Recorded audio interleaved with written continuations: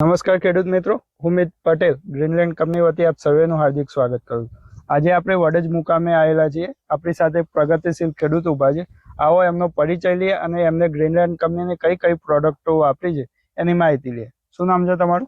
મારું નામ દીપ પટેલ છે। હું વડજનો વતની છું અને મારો નંબર છે 9265673613।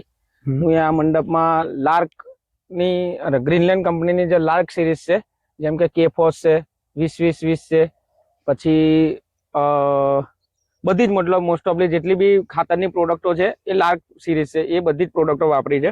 અને ટ્વીલાઇટ વાપરેલી છે, ટ્વીલાઇટ પ્લસ જે ફાલ પ્રોડક્શન ને એના માટે આવે છે, ફૂલને ફ્લાવરિંગ માટે, પ્લસ ફ્રૂટની ક્વોલિટી માટે છે, પણ એનું રિઝલ્ટ બી બહુ સારું છે।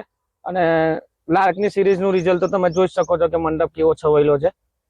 બરાબર છે। તો આ વસ્તુ તમે જોઈ શકો છો એમના મંડપ ઉપર અત્યારે જે બી આપણા ફર્ટિલાઇઝર ઉપરથી આપેલા છે તો એનાથી મંડપનો ગ્રોથ અને ક્વોલિટી સારી છે। તો આપણે અત્યારે જે આપણે ગરમી પડે છે 40 થી 42 ડિગ્રી ટેમ્પરેચર અત્યારે હોય છે એવરેજ, તો આપણે જે બી નીચે ફર્ટિલાઇઝર આપતા હોઈએ છીએ એના કારણે શું છે કે નીચે છોડ મૂળથી ખોરાક લઈ નથી શકતો।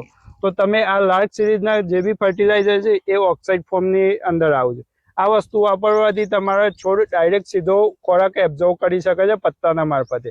તો તમને મેઇન ભલામણ એવી છે કે આ જે ટેમ્પરેચર હાઈ રહે છે એના કારણે કોઈ બી ફર્ટિલાઇઝર તમારા નીચે કોઈ બી છોડમાં શાકભાજીવાળા હોય કે કોઈ બી પ્રકારના છોડ હોય એની અંદર આપવા હોય તો તમે ઓક્સાઇડ ફોર્મમાં લાર્ક સિરીઝના જે ફર્ટિલાઇઝર આવે છે એની અંદર આપણે વાત કરીએ તો 11-11-8 ઝિંક બોરોન સાથે છે, કે ફોસ એની અંદર 0-45-30 વિથ કોપર, પછી લાર્ક 20-20-20 એની અંદર નાઇટ્રોજન, ફોસ્ફરસ, પોટાશ 20-20-20% છે, સાથે 7 ટ્રેસ એલિમેન્ટ છે।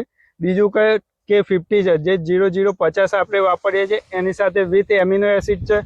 બીજી વાત કરીએ તો કેલ્શિયમ નાઇટ્રેટ છે, પછી કેલ્શિયમ બોરોન ઝિંક છે, પછી કેલ્શિયમ બોરોન।